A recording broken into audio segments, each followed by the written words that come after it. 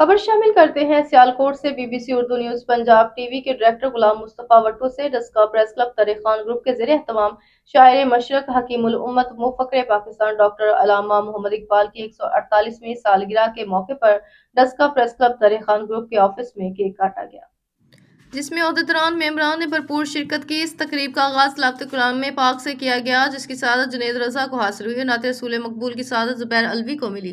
इस मौके पर चेयरमैन चौधरी नबी Ahmad Bajwa, group leader Dare Khan, general secretary Ali Qureshi, information secretary Mohammad Asghar Bhatt, finance secretary Ghulam Mustafa Wattoo, electronic media सदर मलिक अहमद रजा अवान, मजलिस आमला चेयरमैन आसफ शफी भट्ट, मुजफ्फर सुपरा, मलिक एजाज अहमद, जुबैर अलवी, जुनैद रजा मोगल, अब्दुर्रहमान सादिक, ए हमीद शहरियार मोगल, डॉक्टर आबिद चीमा, हसन शाहिदार समेत सीनियर मुअज़्ज़िज़ सहाफ़ियों ने अल्लामा मोहम्मद इकबाल को ख़राज अक़ीदत पेश करते हुए कहा कि यौम इकबाल का सबसे बड़ा पैगाम यह है कि हम इकबाल शनासी हासिल करें और जानें कि इकबाल का पैगाम क्या था और वो किस तरह फ़लसफ़ा खुदी के ज़रिए उम्मत की रहनुमाई करना चाहते थे। अल्लामा मोहम्मद इकबाल हकीमुल उम्मत शायर मशरिक थे और इन्होंने तसव्वुर पाकिस्तान भी पेश किया और पाकिस्तान के बनने में इस तसव्वुर का बहुत कलीदी किरदार है। हमें इकबाल के अफकार से रोशनासी हासिल करना ज़रूरी है, क्योंकि इकबाल का मुखातिब नौजवान भी है। इन्होंने कहा कि आज के हर तालिब इल्म के लिए जानना ज़रूरी है कि हर फर्द कौम के मुकद्दर का सितारा कैसे बन सकता है।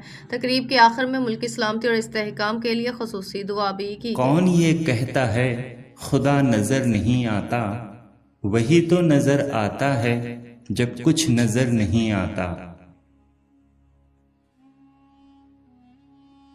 सजदों के इवज फिरदौस मिले, ये बात मुझे मंजूर नहीं।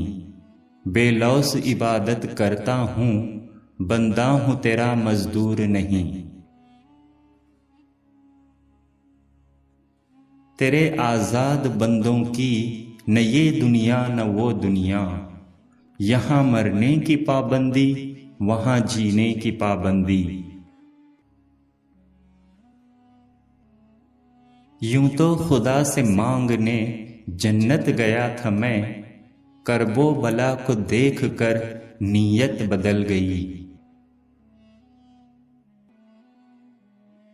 दिल में खुदा का होना लाजिम है इकबाल, सजदों में पड़े रहने से जन्नत नहीं मिलती। दिल पाक नहीं तो पाक हो सकता नहीं इंसान, वरना इब्लीस को भी आते थे वजू के फराइज बहुत।